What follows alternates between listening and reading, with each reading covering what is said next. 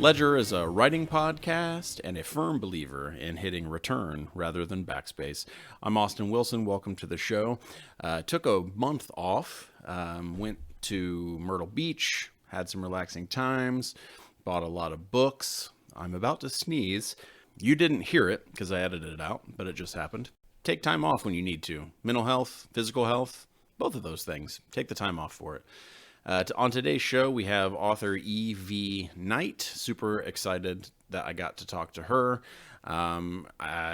Just a heads up for everyone listening out there, there is a brief discussion regarding sexual assault towards the end of the episode.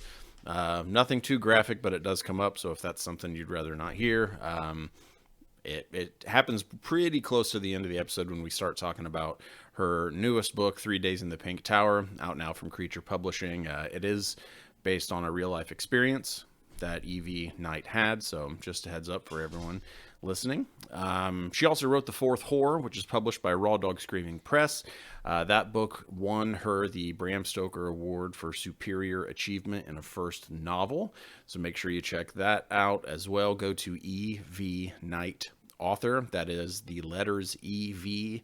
and then KNIGHT author.com. Oh gosh, she and I had honestly one of my favorite conversations. It was like I met her years ago, but we literally, this was the first time we ever got to talk.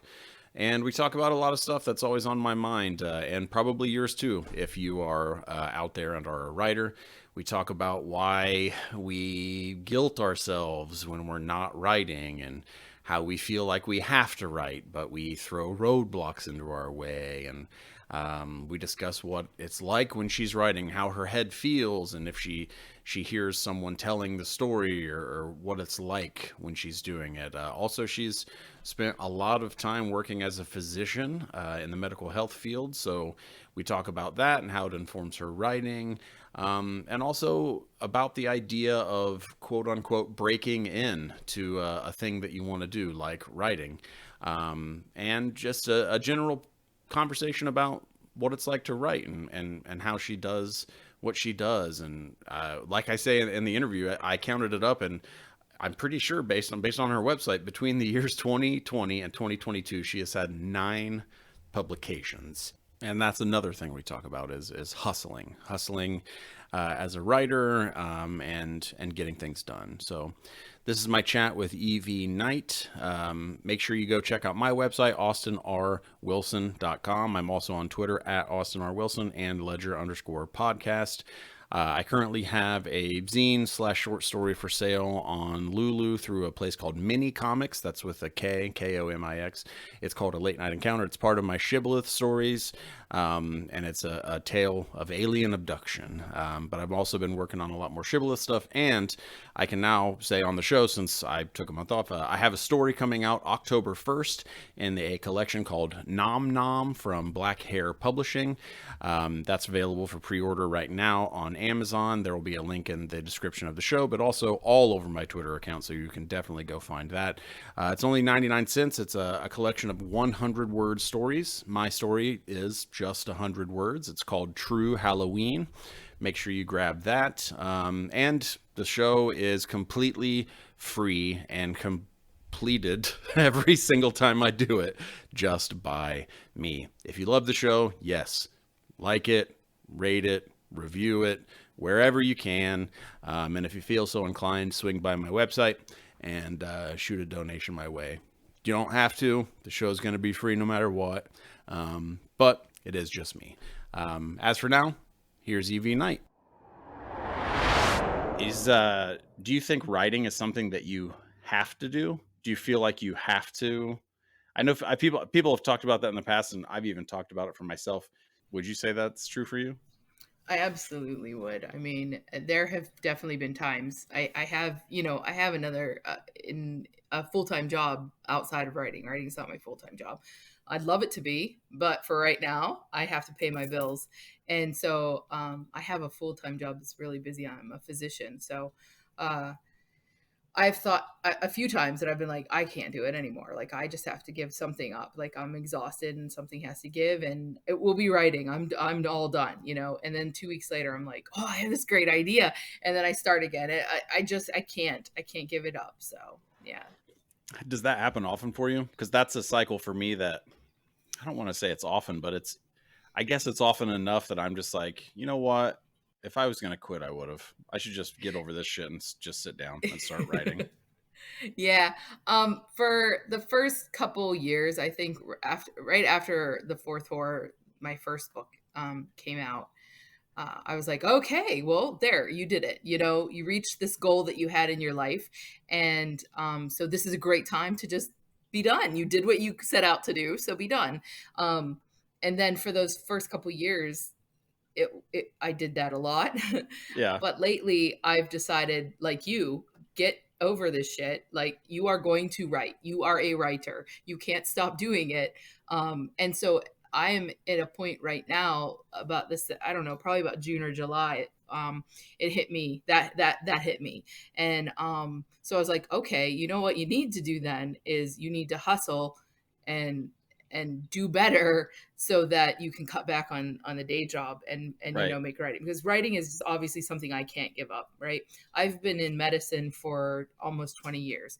That I can retire. I'm ready. I've done that too. So I feel like I'm at a point now where I'm trying to focus really hard on writing and making that my primary thing that I do every day.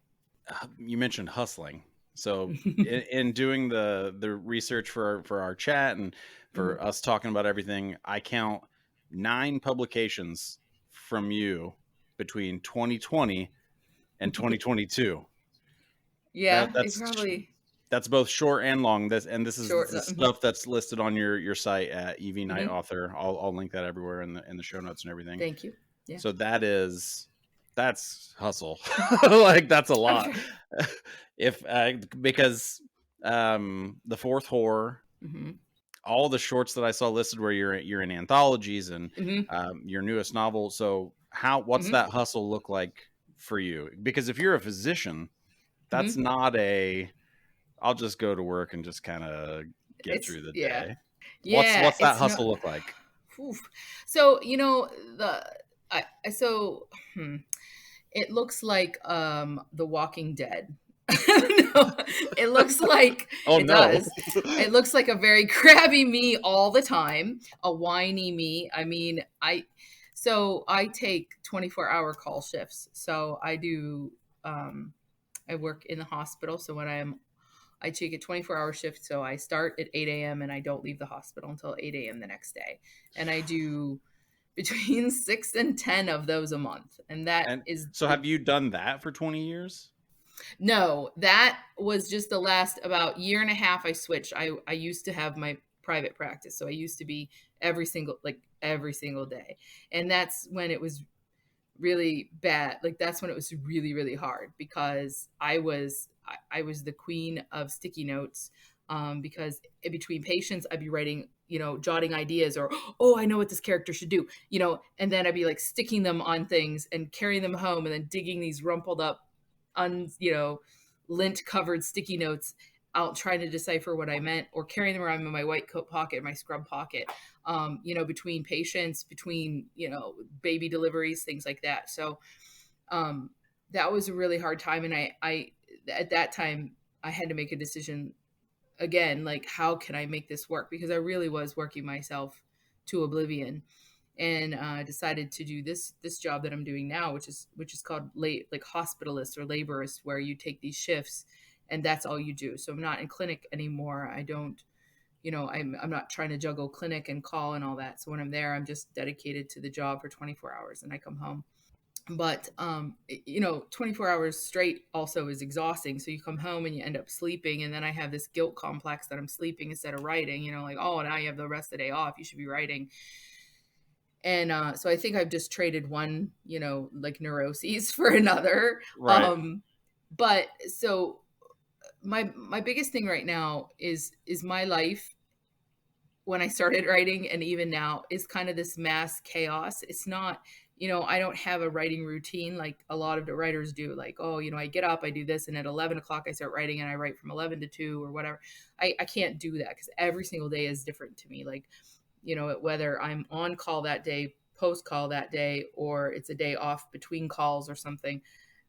So it's when I have the time. So I'm frequently just trying to catch up on everything. And when I say hustle, and this as well, um, unless you're Stephen King, God love him and happy belated birthday.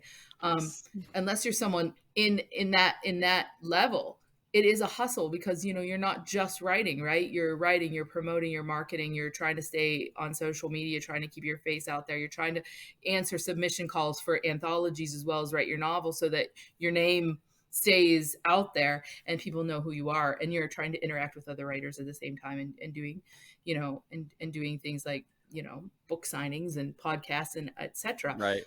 So it just I I just my life is like this weird bohemian hippie sort of thing with this really hard job in the middle of it because I feel very whoo, what's today going to bring? I don't know. But so that when I say hustle, it really is just like every second that I have to really be cognizant of what I'm doing with that time. And sometimes I have to force myself to take, self-care breaks and things like that because I'm trying so hard to juggle these two massive jobs. Well, that's a so there's a couple things in there you said that really stuck out to me. The very first one, which I'm sure this won't surprise you, was the guilt complex. Because obviously that's something I carry too.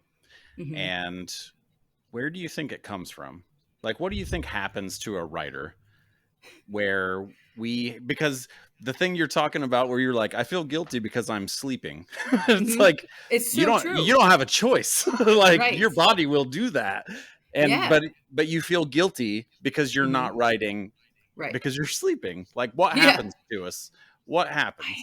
I, that is a great question because you don't really hear that in other like other people's jobs. They're like vacation, woo. If Right. I'm on vacation and I'm walking around somewhere on vacation, even then it's even worse. Like I'm trying really hard to enjoy my vacation, but I'm sitting at a bar writing on cocktail napkins um, instead of my sticky notes because I always have that in the back of my head that I need to be writing, I need to be doing this, and I don't know what it is or how we develop these guilt complexes. And I maybe it's the fact that a lot of times they say writers are people who have, we have experienced either traumas in our life or we've experienced some, something significant that makes us these thinkers and these observers of the world and writers, right? And so maybe all those things are it's like an associated thing that we get that guilt complex because that's the people we are anyways. That's what we're the a type of people that get all of these things, this conglomeration of symptoms together that makes us a writer. I don't know. It's a good question. I'm not sure, but I know a lot. You're right. A lot of writers say the same thing. Like I feel guilty for taking vacation or Well, whatever. I've like when I was younger, I can obviously I remember writing, as I was Hmm. growing up and having it change to Hmm. feel like something that I'm not doing that thing right now and I should be, Hmm. and making myself feel bad about it. Hmm. Um I don't know, it's such a weird I one of the previous interviews I did on the shows with Daniel Krausen, and he talked about how he didn't feel that. How for him Oh, it was interesting. just like he couldn't wait to get to the page and that's all he wanted to do, and Hmm. that he didn't feel guilt because that was kind of just it was always amazing for him, and I was like, Yeah, man, that is I'm not jealous. where I'm right. Me too. I I don't know what that feels like, and No. I don't know. I think there's a fear in me that I feel like I'm still not doing it right because I feel guilty if I'm not writing. Does that make Right. sense? It makes absolute sense. Yeah. And then maybe it goes along with it because you what you just said about him saying, he's so excited.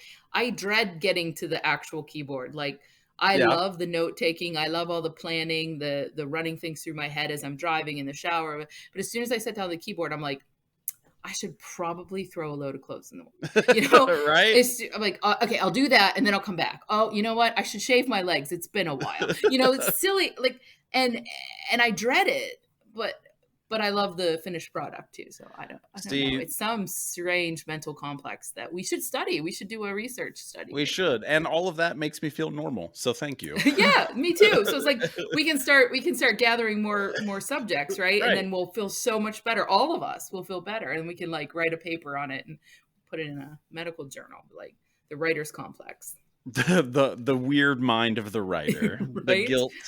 Well, I wonder Yes. if it's because when you get to the keyboard, failure, which Hmm. that's the way that my head thinks. Instead of saying Yep. success, failure is Yep. closer than it is when Hmm. I'm taking notes. Because if I'm taking notes, I'm not there yet. Right. You're Is right. that do you think that describes what you maybe feel if you like when I you get to the keyboard? Yeah, I think, you're probably right. Like the planning of it in your head and the note taking and all that, right? That's fun because any art, and I think any artist would tell you this. Like my daughter's a sculptor and she'll say this too. Like, all my sketches, all my planning is amazing. It looks so good in my head, right? And you're like, this is a bestseller, man. Like I'm telling you, this idea, no one else has ever done anything like it. And then you sit down and you're like, I'm an idiot. Like this is gonna come out so bad. And so I think you're right. Like that's the fun part because it makes you feel really good about yourself. And then the actual terror of putting words on a page and it never living up to this what you've built in your head. But Yeah, finding out yeah. if you are capable of the thing, like Hmm. you can, because in a half a second I can imagine what a book I'm going to write will feel like. Right. But the process of getting there is way Hmm. different than Yeah, that for definitely. imaginary situation. Yes. So Yes. if you're writing Hmm. either a short work, long work, and doesn't matter, first person, third Hmm. person, Hmm. second person, whatever, do you hear someone telling you the story? What's going on in your brain as you're putting words together? When I a movie, Is I it? don't hear. Yeah, I always see the whole thing as a movie. I almost always, even in part of my planning, is getting online and finding either celebrities or pictures of like you know 20-year-old you know athletic person with dark hair and like my search, as as a writer, search histories can be like the like god help me if the FBI ever raids my house. Yep. But I have to I have to choose my cast, and I have these characters in my head and I watch them do the scene and then I try to write it. And that's how my head works. That's what I see in my head is a movie. And I've had people say, "Oh, when I read your books, I can almost see it play out in my head." And I think, yeah, that's the way I write. So I think that's probably why it works that way for some people, because that's how I see it. So I'm just basically trying to describe a movie that I'm watching. Yeah. Yeah. I mean, that's awesome. That's how it feels when I read. Like, but for Yes. writing, I've never gotten to that point where I can see everything. Hmm. But as I'm putting words on the page, the thing that I always end up, I guess the process that I end up with is that I feel like, and maybe this is because I'm a talker, that probably Hmm. is why, that I'm trying to tell the story like I would tell the story to Okay. Yeah. someone. So it's always interesting to me to hear different perspectives and what's Right. going on in someone's head. Hmm. But visually, especially with 3 Days in the Pink Tower, Hmm. visuals Hmm. are driving your stories. Tell me Yeah. about the the place that you arrive at where you are getting the vision from your head onto the page, and how many drafts is normal for you. Hmm. Just kind of the process. Hmm. Okay. So I'll be completely honest. I hate editing and rewriting. Hate it with a passion that I can't even describe to you. So draft wise, usually only two because and it takes me a long time when I sit, and that's probably part of why I hate writing so much too. I'm not one of those people that's like, that whole, it's just shoveling sand in the sandbox and you can build the, no. I can't do it that way. Like, I will write and erase a sentence like 12 times, because once it's on there and I've moved on, I don't ever want to see it again. Right. I hate rewrites. And so I would much rather write maybe more and have somebody take this out. Okay, I'll take that out, but I don't want to go rewrite anything. So when a sentence goes down, it needs to be as perfect as I can get it. And so, yeah, I hate drafts and rewriting. So I my appreciate writing you process saying is that. slow. Well, because not a lot of people don't. I mean, I haven't heard at least a lot of people be honest and be like, Yeah. "No, listen, that sucks." Yeah, And it does. I hate it. it's hard. I mean, I love. There's aspects of editing that I love. Uh-huh. A rewrite though, Mhm. from the beginning like Mhm. till the end. There's a part in there every single Mhm. time where I'm Yeah. like, "Nah, you know what? This is unsalvageable." Yeah. Yeah. Yeah, it's slow going for me because I don't know why. And even little things like grammar stuff, it's the bane of my, you get an editor sends you back your stuff and says, just fix these just fix these commas, and I'm like, ugh. Sometimes I'll be like to my husband, will you do this while I'm at work? Will you just go through fix, Find and because I don't want to replace look at it. this. Like, it's really weird. Once I'm done, it's gone. Like, the movie's over. It's out of my head, and I want to move on. And I don't want to look at it again. And it's really hard. Like, it's so dumb. I don't know why. It's like my creation, but I think it's because I spend so much time while I'm building the story, like tweaking each word. I just don't want to go back to it. Yeah. I'd be happy to read my story for pleasure or to remind myself if I'm going to do a podcast or something, but I don't want to rewrite it. I don't want to go back there. So, that's yeah, I don't, so that's my process. So if you finish, then if you have Mm-hmm. something written and you're done, Mm-hmm. and you do end up reading it, Mm-hmm. do you still encounter things where you're like, oh shit, I wish I wouldn't have said that? Yes. Yeah. Every Okay. time. Yeah, every time. And then I hate myself. I'm really mad at myself for it. And I'm like, you know what? Quit being lazy. Next time, for real. Like, I tell myself, next time, honest to God, for real, I'm going to like really put the effort in. And then I get it done. And I was like, no, I'm not. I'm like, maybe I could be better. Maybe I wouldn't have to hustle so hard if I put that effort into it. But I don't know what's wrong with me. I have a Well, problem. from my And you are now telling everyone. from my So perspective, shouldn't be so honest in this. no, that all of that stuff. That's all sounds very similar to ways that I felt where I'm just like, God, Right. you know what? Next time, Austin, you're not Yes. gonna do this. Right. And you do it. Yeah. Yep. Next I do time. this all my next time. Next time I'm gonna have a schedule. Next time I'm gonna, have a word count per day. Next time, no, it never happens. It never happens. What? It's like New Year's resolutions. Right. Well, I've talked to other creatives and friends and family about, the things that I struggle with. And eventually I arrive at the place like we talked about earlier, where it's just like, just shut up, man. Just sit down Yeah, and just do it. right. And I mean, that's honestly what happens. I mean, otherwise we wouldn't put anything out, right? So Right. there is at least that good part of us that tells us to shut up and sit our butts in the chair and do it. But Yeah. It's just so weird to think about the things that we have to, at least for me and what it sounds like you too, the mhm. things that we have to like make ourselves almost like obstacles that we're creating for ourselves. Yeah, in something that we just literally said at the beginning of this podcast, I have to do. We have to do it. I can't quit. I Right. have to do it, but I hate every part of it. Like, what the hell, Right. But Or just there is something wrong with writers. I think yeah, there you has to nailed be. it. Another thing, so I'm reading a book right now. Mhm, It's Kurt Vonnegut and Suzanne McConnell. It's literally just about mhm, writing, and mhm, she talks about having big ears and big eyes, which is a thing mhm. that jazz musicians say about Yeah. learning from everything Mhm, around you. mhm, And I'm sure you've probably talked about this before, but I'm so interested in the concept of stories that you hear being a physician and mhm, the life that you encounter. mhm. before we recorded, I told you I worked at a vet for a couple of years, and Mhm. Yeah. the stuff that I Oh saw at the yeah. vet, Right. holy crap. Yep. So talk to me about having big eyes and big ears while you are a physician for as long Oh as you have been. yeah. Yeah. I mean, you're right.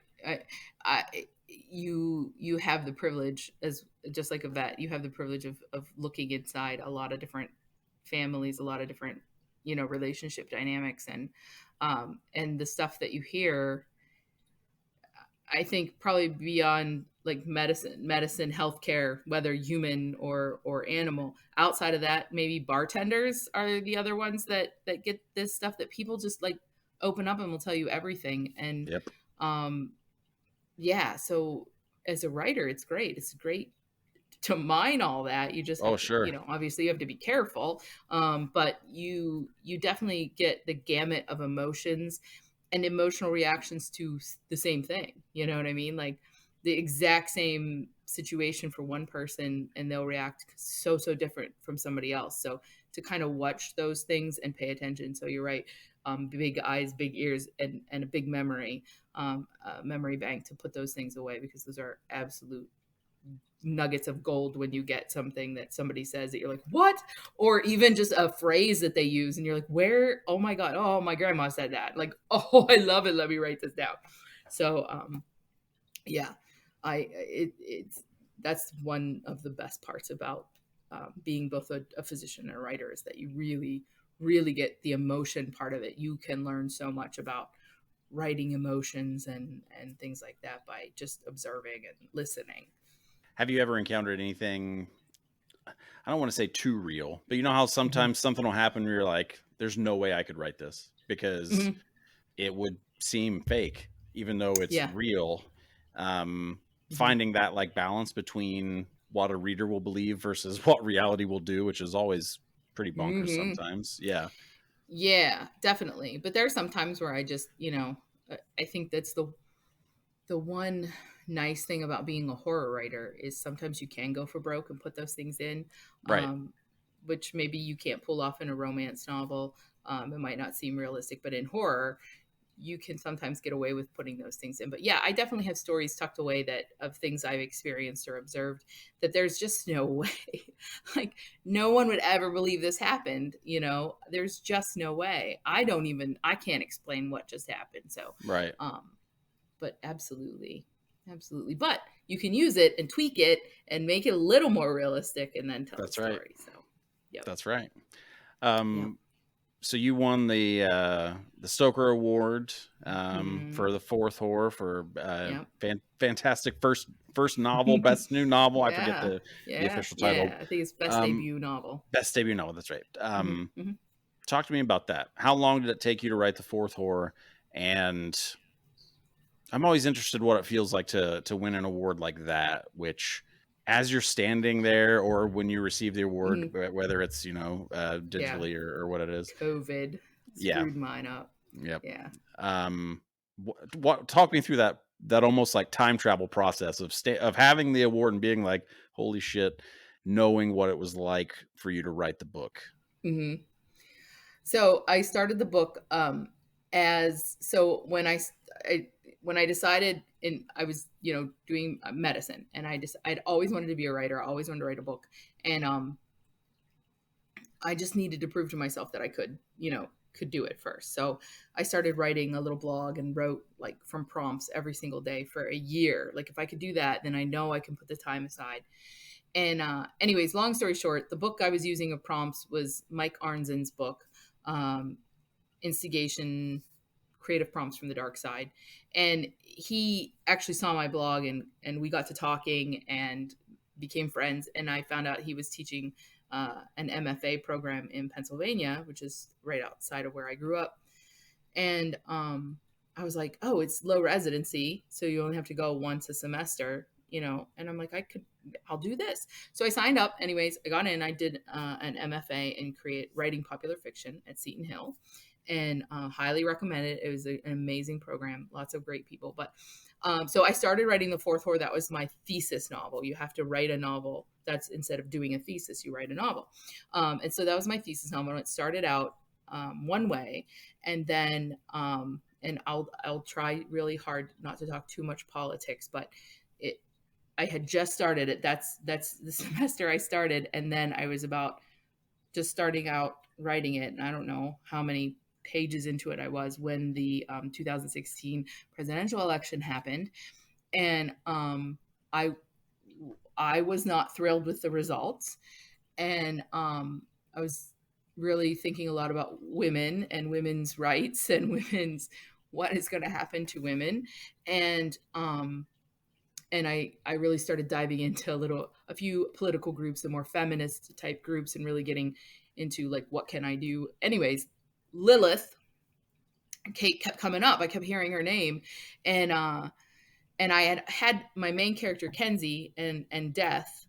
I had them on it basically on an adventure together to start, and then Lilith came into my life, and she was such a badass, and I thought, oh, I want to start over. So I chucked the whole entire thing and started the whole thing over with Lilith as my main, bad person, and what was I going to do with it? And then like I used a lot of anger and a lot of emotion in that book, and I continued to write it through school, and I was like going to school and I was working, and then I went through this horrible divorce in the middle of it too. And so there was like so much emotion from my life in that book that it became this thing where I was like, if somebody doesn't think that this is a good book, I think I'll slash my wrists, because I put so much into it, and Right. it was so. But then I would try to explain it to people, like pitch it to agents and things. So they didn't know what I was going to do, and it's okay if you haven't read it. It's okay, but if you read it, it's super complex, and there's like 4 main stories weaving back and forth through the whole thing. So trying to describe it as a new writer to anyone was almost impossible. Like I cannot summarize this in like a 2-sentence pitch. I can't do it. I don't know what to do. So Dr. Arnzen, Mike Arnzen, was like, you should join the HWA. You need to start going. You need to start meeting people and talking to them about the book, and that will help you. And so I did that, and I went to my very first Stoker Awards, and I saw that Haunted House Award, and I was like, oh, I want that. Like I want that award so bad. I want that haunted house. So then it became almost like I don't know, like I worked really, really hard on making the fourth horror as unique and as complex, but also as uplifting and beautiful as I could make it. And had my eye on that as the I'm like, of course you want it published, but I really wanted that one up for a Stoker. Like I really wanted it to go up for a Stoker. And then Raw Dog Screaming Press took a chance on me. And, we had sat down in the very beginning when they said they would publish and said, listen, we don't know, we have no idea how this book is gonna, it's controversial. There's definitely some, people are gonna probably either love it or hate it. We have no idea. So you need to be prepared. It's your first book. You might get a lot of hate from it. We just don't know, but we're taking a chance. We'll take the chance. And then they did. And then it shows up on the prelim ballot. And I'm like, oh my God. And then of course I tell myself, well, that's because I made friends and people liked me. And so they're nice and they're being nice. And then it made it onto the final ballot. And I was like, oh, well, that's just because everybody likes Raw Dog, and everybody at HDO like respects them, and it probably feels bad that they took on this project. Like all these students, they feel bad, so they're giving them a pity nom, Right. and and so then I went out, of course, and read all of my competitions books, and I was like, oh shit, these are good, like, well, I'm never good. So, and then of course, it was COVID when I'm finally up for, so I'm not even there. And I just, when they read my name, I think I screamed. I just think I just screamed because it was so, I wanted it so bad, but the idea that I could actually win it seemed so remote that it was really hard to process that I had, and then of course I went through the same things, well, they're just, they were being nice to me, or they really like Raw Dog, so they're helping Raw Dog out. And finally someone had to, give me a smack or two and be like, that's not how this stuff works. So, but yeah, I mean, I'm super proud of it and I love it and I can't even believe it. And I feel like it's one thing that I wanted to do, and it's one thing that I want to do. It's like that bucket list thing, right? Somebody wants to Yeah. run a marathon, and they work so hard for years, and they run the marathon, and they do better than they ever expected. That's what the fourth horror is for me. So it will always be my, like my heart book. Well, that's an amazing story. There's a lot in there. There is so much. I know I could talk about that alone for hours. Well, one, I've been a horror fan since I was a kid, and I've written horror on and off, and taken time away from it, but always reading it and watching it, and not writing it as much. I started getting way back into writing horror, maybe in the last like 2 to 3 years. Probably not a shock for everyone who knows the world. Right. And the horror community has been amazing. Exactly. When you mentioned Arnzen, Michael Arnzen, reading your blog and being like, you need to join the HWA. Like I went to 2 conventions, online conventions, and just in those 2 conventions alone, which literally I just went to from a room from my house, I met somewhere between like 20 and 30 people that I still talk to, and like it was all horror. And it's crazy how that community supports itself and each other, and I love hearing that stuff. So that was one of the things that jumped out at me. I love I love going to that convention. I love the HWA. I love the people that I've met. Everyone there is so kind and so supportive. Like there's not competition at all. Like even at the Stokers, everybody's just cheering for everyone else, and you're just like so happy, like, oh, you're my nomination buddy, everyone is just it's just the coolest. It's the coolest family, and everyone is so amazing. And I do, again, it goes back to the what's wrong with writers, because I've done that same thing where it's like, well, they're publishing my story because they were just like, oh, like, no, like I bought him a beer that one time when we had drinks. Right. Yeah. They are not like, you know what I want to do? I want to spend a ton of money to publish this. Like, no, it's because they like the story. I know. My husband had to keep saying that to me. He's like, "Hun, it's a business. I mean, you know that whole it's not personal, it's business. It works both ways.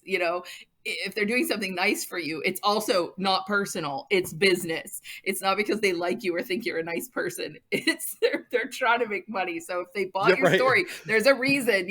He has to talk me down all the time because I need to remember that, but it's like very literally, it is not because they're just like, what a nice person. Yeah, right. Which is a whole different kind of ego, right? That you think I am such a good person. I'm so funny and charming that they buy my shit that's so bad because I'm such a great, like, I can live with that ego, right? But I can't live with the ego that maybe my stuff is just okay. It's really actually pretty good, and they're buying it because it's good. Like I can't live with that ego. I really hope I want to be able to hang on to this, because that seriously could change things for me. If just to be like, oh yeah, he's such a nice guy, let's publish his trash. It's like, no. Right. But if you look at it that way, then what do you think of yourself? Like you think you're such a great guy. I am so funny and charming, and I bought him a beer, and so he'll never forget me, and he's always going to do these things for me. Like, how stupid, but I can live with that. Yep. Man, we are just the weirdest creatures on the face of the planet. We totally are. Real weirdos. Yes, we are. That's all. I mean, that's awesome. And also, I talked to Brenda Tolian on the show, and her book was also a thesis book. So that's an interesting idea. I don't have an MFA. I've been obsessed with the writing world and writing and stuff since I was very young, and I come across those debates. Do you need an MFA? Do you not need an MFA? Talk to me about how it helped you, because I love hearing about both sides, because people who don't have it have their thoughts about it. So how did the MFA help you get to be maybe not the writer how to help you? So I think any of us that write and put it out there, you think, well, I'm a pretty decent writer, and I went into it with that thought. Like for me, I've always, like you said, like ever since I was learned to read and ever since I got my hands on a horror novel, I have been a horror fan. And film, music, everything. So, um, but at the same time, my family was always like, well, you do med school because you could always write on the side. So my whole life and my whole career really was focused, very, very focused on getting into medical school, and so there wasn't a lot of time for extracurricular or throwaway classes in college. You would call them like, oh, examining horror films and things like all the ones I really wanted to take. I really couldn't because I really had to maintain my focus and save money to pay for med school. So the MFA thing for me, excuse me, was probably I would when I went into it, I went into it because I felt like I needed to understand the business of writing more because I knew nothing. Like I knew nothing about how do you get an agent? Do you have to have an agent? How do you find people? And when I'm on even now, like when I'm on like Facebook, writers groups or things like that, just any writers groups, sometimes people who've never been published before. I'm in a couple groups of that, just people writing and trying to support each other, and you'll see that like, well, how do I even find where to find an agent, and how do I find, and so for me, I went into it with that. I thought I would learn the business of writing, which I did, but also like also discovered a lot about my own my weaknesses, because you're in critique groups and suddenly people are critiquing your work, and I've never, you grow up in high school, if you have a talent in writing, right? Your teacher's always like, wow, that was amazing. You're so good. And you pat yourself and you're like, I'm a good writer and I'm going to be a writer. And that's great. But like to actually develop, like learn about getting a critique group. And then you realize, oh, wow, that was super important for me to have critique groups and learn what I'm doing wrong, and what, even if I don't agree, they were my readers and that might be what my readers are thinking. So I need to really examine what I just did here. And then also the making connections, um, a lot of MFAs have their days where they invite alumni back, or they invite publishers to come in, and or we always had like one semester a year we would have like famous writers come in and give a talk in the evening, and they would sometimes teach a class in the day too that you could sign up to take. And so it's just about making connections and things that you don't even think would be, you don't even think about. You just like, oh, I don't need to go. I know how to write. Like I know what I'm doing. I don't think I'm going to go take this class and learn how to do grammar. I'm pretty good with grammar or whatever. I went in to learn the medicine. I went in to learn the business of medicine always on the brain. Oh I yeah. went in to learn the business of writing, but I learned so much more that I don't know if I'd be where I am today if I hadn't, because of the connections that I made. And then those connections, keeping in touch, like you said, you go to those conventions. So if you don't go to MFA, that's fine, because it's a lot of time and effort. Conventions, conferences, those are so important. Like if you are trying to write and you're trying to get published, whether you're going an independent route, whether you're going the traditional or the indie route, I think making those connections and actually sitting down and talking to other writers, you're going to learn so much. And then knowing them and being friends with them on Facebook and watching them, what they do, that's where you now have opened the door and got through the door into the writing world. So however you do it, MFA or just going to a bunch of conventions anytime you can, I think you have to get into the middle of it. You have to jump in. You can't just be an outsider at home writing and like, I know how to write, I'm gonna just write and then I'll just put my stuff out there. You're I don't know, I just feel like you're gonna make a mistake and you're gonna miss out on something that could have been really great. I agree with all of that. I mean, every business has a Mhm. social aspect to it, all of them. Mhm. Unless it's literally like a single person in one room. But I Right. still think no matter what you're doing, there comes a point where other people are going to help you, whether they're readers Yes. or agents or editors or Mhm. publishers. Mhm. You cannot do it by Mhm. yourself. Yep. The social aspect, I even when I was younger would sort of turn my nose up at that idea about making Yep. connections and, um, well, why should I have to do that? And Mhm. it's weird to even think of it as like having to. It's just such a rich, like Mhm. rewarding part of the thing.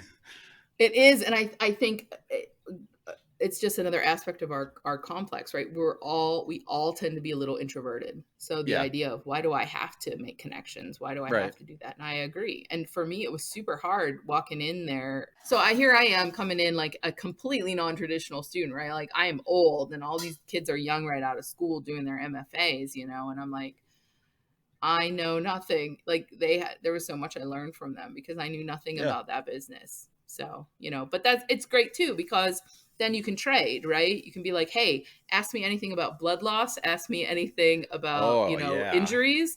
And I will call you up and ask you to introduce me to this friend, because young people have no qualms about just walking up to anyone and just being like, hey, blah, blah, blah. Where I'm like, I shouldn't bother him. He's really busy. Well, So that's what we do. We trade. Yeah, well, the thing you said, you have to find a way into the thing, and Mm-hmm. I think people get hung up sometimes on the idea of like breaking in, and it's really Mm-hmm. not about breaking in as much as it's just like welcoming everyone around you, and then Right. making sure that you are in the thing. Like, I've said it on the show before, and a comic book writer one time, I was younger and I was like, hey, how do I break into comics? Mm-hmm. And he was like, just start making comics, dude. Yeah, and start talking to other people who make comics, and Right. it just organically happens. Just So you're start. right. Yeah, you're not breaking in anywhere. You got invited to a party. So all you have to do is walk through the door and like start talking to people. Just Like, start. you're not breaking into the party. You're the door's open. You just walk. It's an open house. You just walk in and start talking, and things will happen, and very quickly too, by the way. Like, all you have to do is start talking, and then somebody's going to inevitably ask you, well, what are you writing? And Right. that's all you need. Like, that's the one question, and suddenly you're in. What are you writing? And I'm going to tell you about it. And then all of a sudden, oh, you know who you should talk to? This person. And Yep. that's it. That's how easy it is. So, And well, that's the other thing, is it's not underhanded like the way people no. maybe reference it sometimes, like, oh, they know people. Like, literally someone just being like, oh, hey, I remember seeing you. Yep. Weren't you doing the thing? And you're like, oh, yep, still doing Mm-hmm. the thing. And they're like, you should go talk to that person. They could help you. Yes. Yeah. But yeah, so you're right. Like, it's not, oh, you got to know someone. Well, yeah, kind of. But that's how easy it is to know someone. Right. Because that's literally how easy it is. Just be like, yeah, so I'm writing about ghosts. Oh, you know who loves to write about ghosts? You know who knows like everything about ghosts? That person. Yep. And that's it. And then you start talking to them and they're like, what are you writing? Oh my God, that sounds great. You know who? Let me introduce you to this person. And then you get in that little niche. And that's how it's way easy. It's way, way easy. It's not Hollywood. It's not trying out for like football, like a professional football team at all. Like, people think it is, but it's not.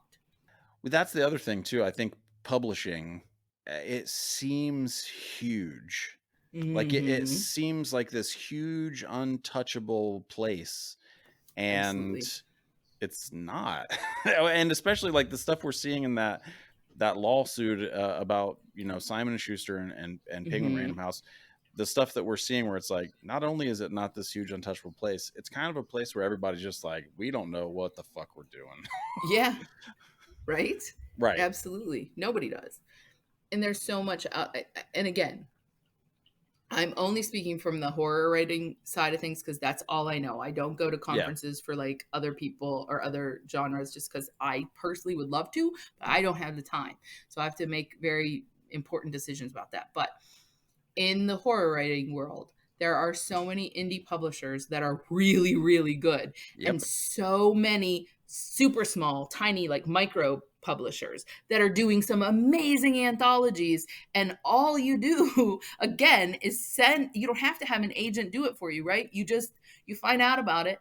You follow them on Facebook, and then they post their open submissions. You send something in, and all of a sudden you're on a table of contents with like big name people, and there you are. Now you're in. Now you're on the table of contents with, Lee Murray or, Josh Mallerman or Paul Tremblay or, okay. Yeah. So So do you have an agent, by the way? So no, not right now, but I have stuff out to agents, so I'm waiting. There's one in particular that has, yeah, fingers crossed, I guess is all I can ask of everyone, is that Yeah. yeah, I'm kind of waiting to hear back from her, but so far all the communication we've had has been really, really good, and I'm really hopeful. Because I mean, it would be nice for Mhm. me, especially in my life, to have just one extra set of hands to help me out. So, Well, yeah, because it's all of the stuff that you have to do. Everything hmm that we've already talked about, marketing and hmm submitting and finding the hmm time to be like, okay, who's got an open call? Okay, is right. there a fee to submit? Okay, Yeah. when do I have to submit? All When's that the stuff. deadline? How Yep. many words? Yep. What do I have that I might be able to tweak or That's I've talked to a lot of people in the past about the benefits and the detriments of having an agent, and for me the benefits, that extra set of Yep. hands. Yep. That's it right for me right now. Like I have zero. I would encourage anywhere, and like I'm not looking to get published by a big name publisher. It would be obviously, yay, that'd be great. It'd be a bigger paycheck, most likely. Sure. What I'm really looking at is getting some help with just managing my life, and that's what I need right now. Yeah. Because the Yeah. indie publishers are amazing, and it's like working with family, and I love, love, love it. So, Oh, I tweeted this, but I will reiterate it here. Those indie publishers, they know how to sell books, oh God, yeah, right? They're right? hustling too. They're hustling too, and they're on your side. Like they really want you to do well because it helps. Obviously, they do well too, but they have just as much stake in it as you, and they really most of the time you develop also a personal relationship with them, and they do care about you, and so it's nice. You're not just another person on their list. Yeah. Um, so before we start wrapping up here, I do want to talk hmm about your newest book. Yeah, Give us 3 days. a quick rundown on it and tell people, I guess like a blur, like something that grab people to, so they'll go check it out.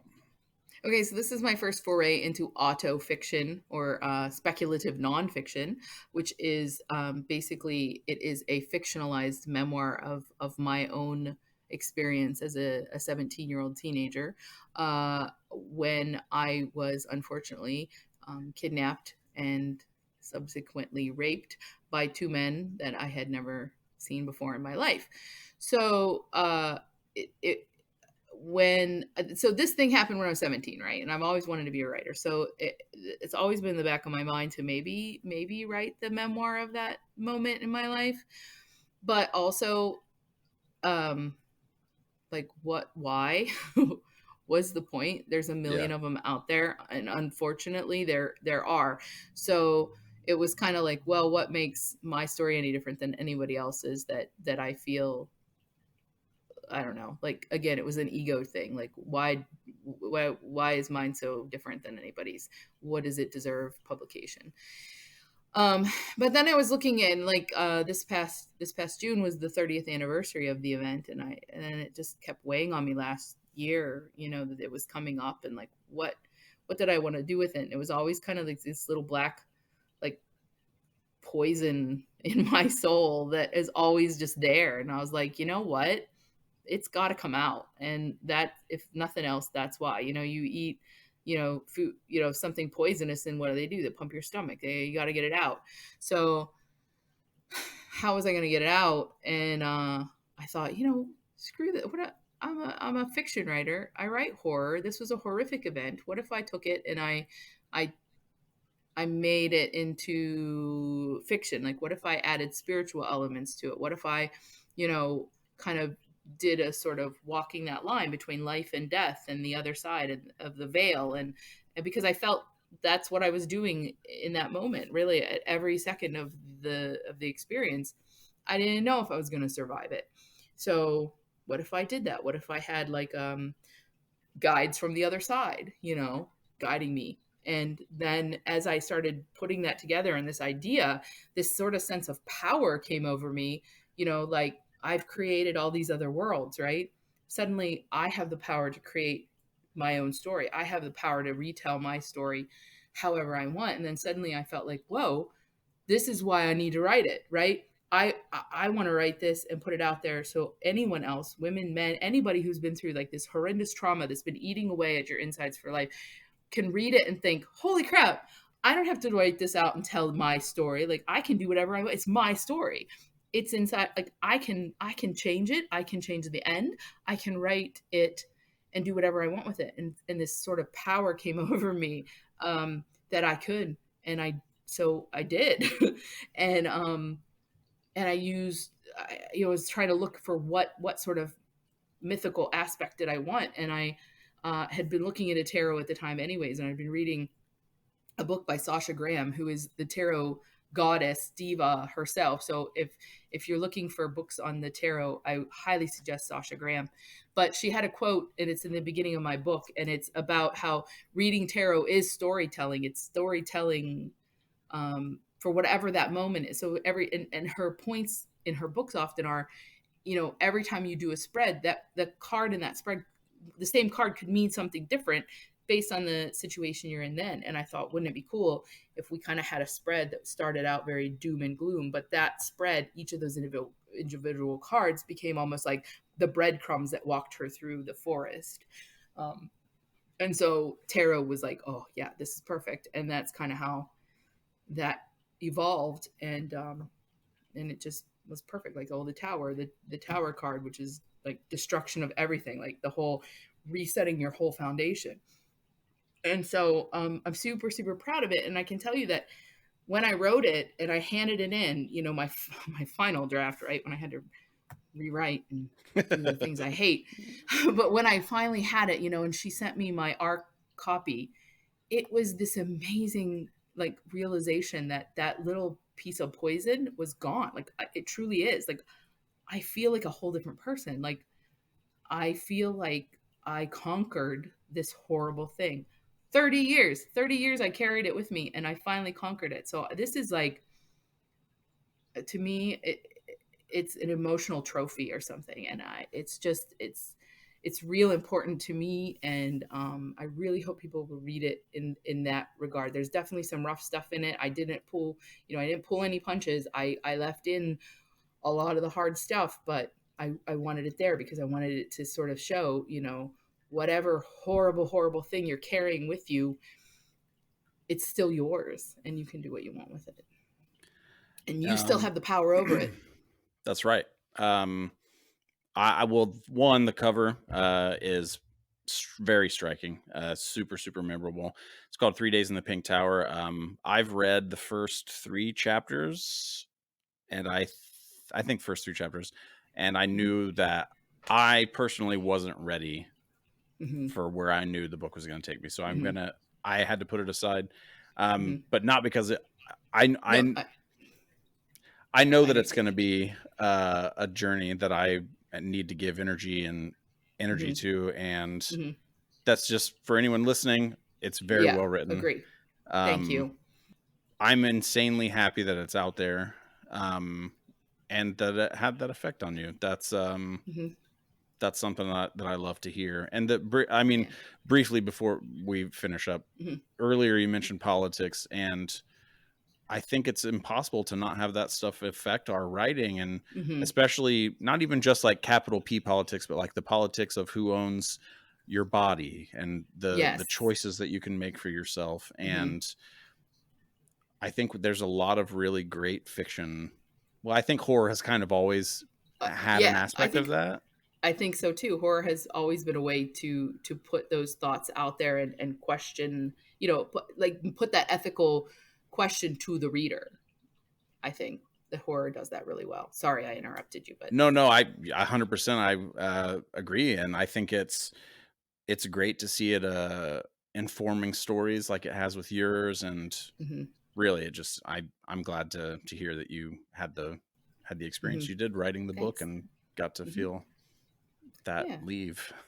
Yeah, it really is great. And I totally get what you said. I've had a lot of people say that, like, I wanted to read it the whole way through, but I had to stop, I had to take breaths. I knew what was coming, and that's okay too, because it is a lot. It is a lot emotionally, I think, and especially knowing it's auto fiction, like, you realize that there is a lot of truth in there, and I think anyone with any semblance of a heart, I hope, would feel that way, like, oof, this really happened, and it did. Most of that did happen, Yeah. but yeah, I mean, but you're right.